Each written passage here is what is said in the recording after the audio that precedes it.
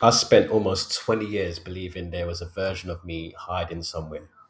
It's like this constant discovery, just wanted to discover, right? Like I could feel it was there, right? That like a disciplined version. I don't like using the word discipline, but like it felt like, yeah, there's a disciplined version of me here, or a consistent version.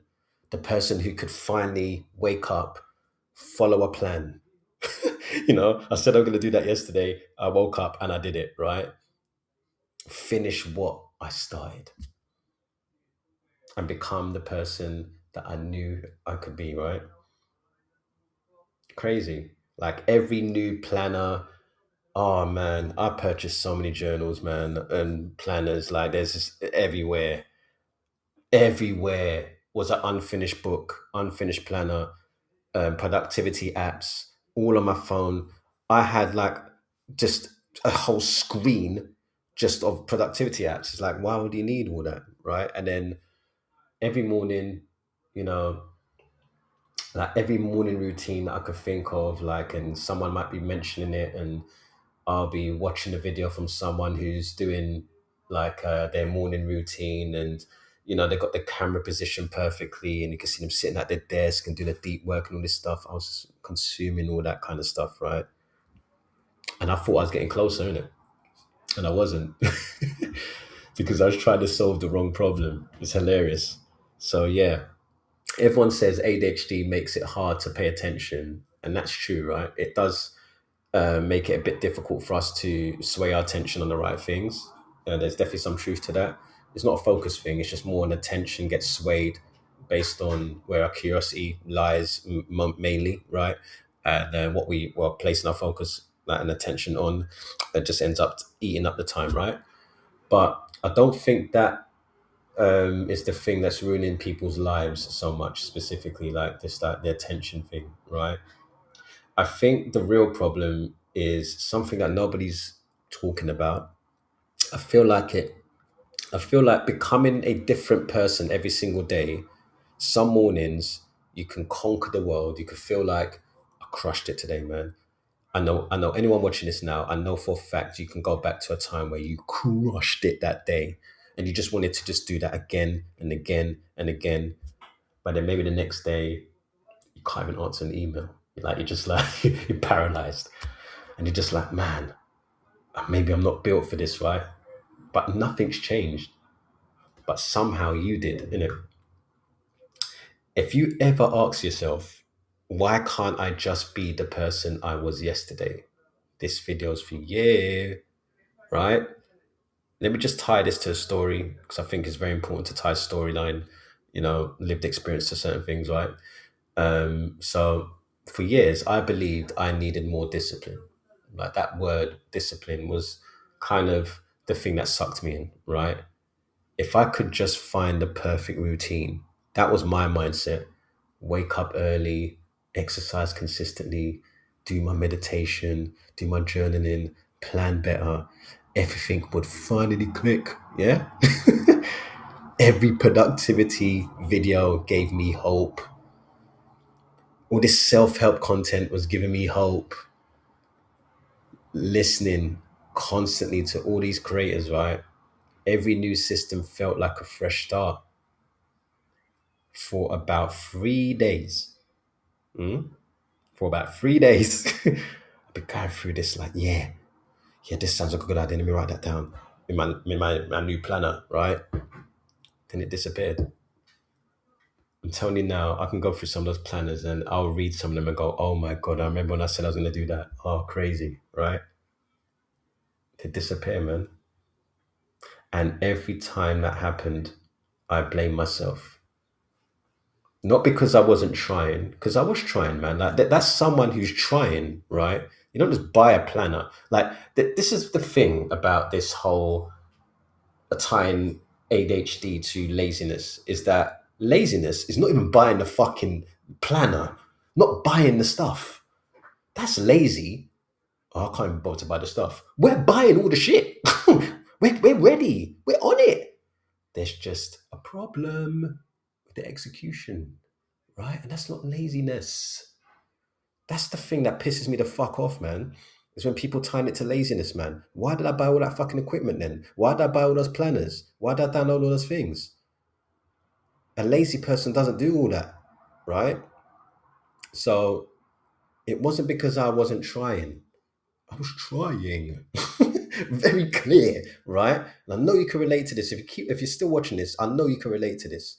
Just drop it in the comments, man. Like, let me know if you can relate to that. Let me know that you're still locked in. I need people to tell me that they're still locked in, man. I'll give you a moment just to just add a quick like, yeah, Mike, I hear you on that at the 5 minute mark. Let me know you're still with me, right? Because I couldn't explain why trying so hard produced so little. That was the thing that was really pissing me off. It's like everything I'm trying is not working. It's just really annoying, right? So then I feel like there was like a turning point for me. There was a turning point where then I noticed something strange. And on my good days, I wasn't working harder. I wasn't more motivated either. I wasn't suddenly more disciplined. Like that wasn't really what it was, right? The work itself hadn't really changed. I had changed. Me specifically, like identity, right? Behavior. That was the difference, right?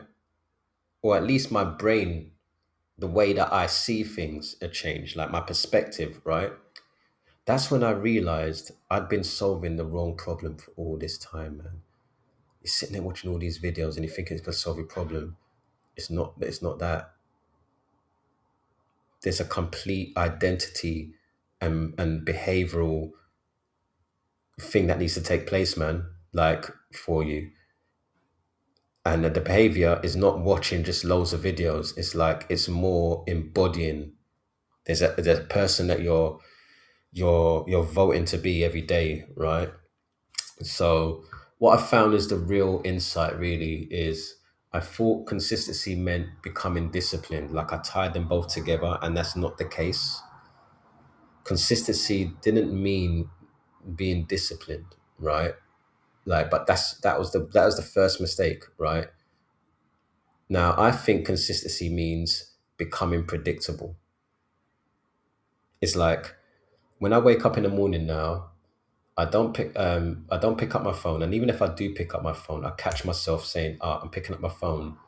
I need to put it back down, and I need to do that first thing that I said I was going to do, which is a non-negotiable every morning." Right? What I do is I wake up and I head out for a walk. I do what's called a clarity hour. It's a morning walk that I do for an hour. I talk to God, or whatever source that you believe in. Like I know that there's a higher source out there. I just kind of have a connection with that, and not having my phone be a distraction or taking up my attention in the first window of my time that I wake up. I try to just have that moment to just do that walk and reflect, right? Sometimes it's an hour, sometimes it's less, but within that hour window, I'm given that time for no stimulation, right?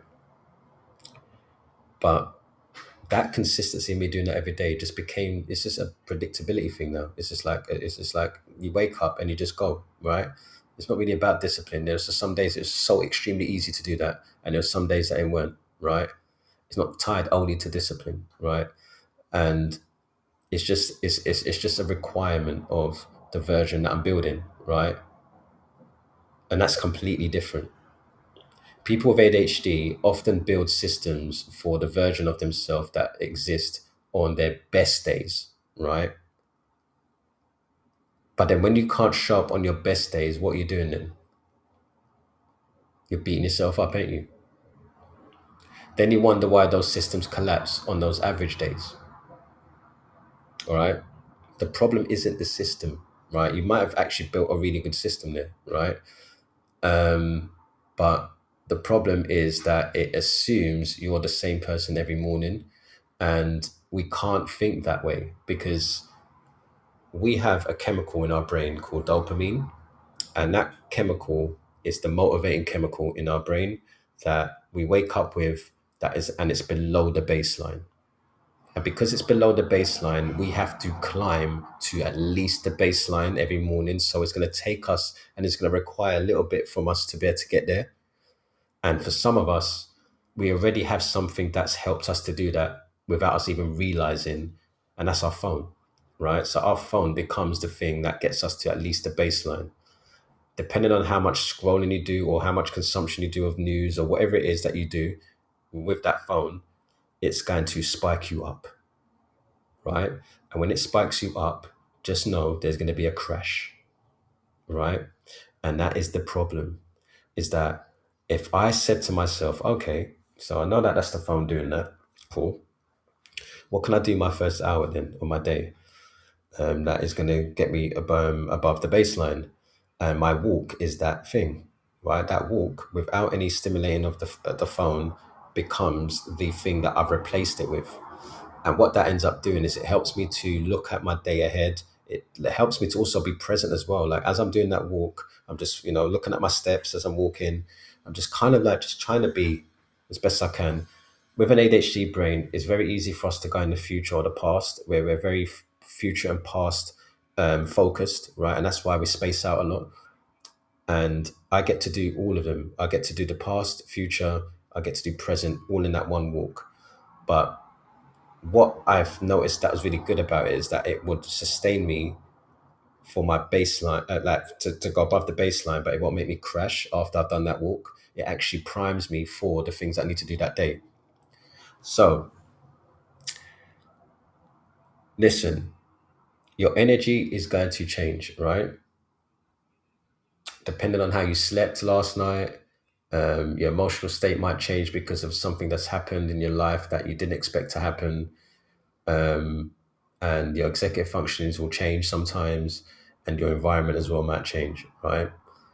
Um, Yet your expectations stay exactly the same.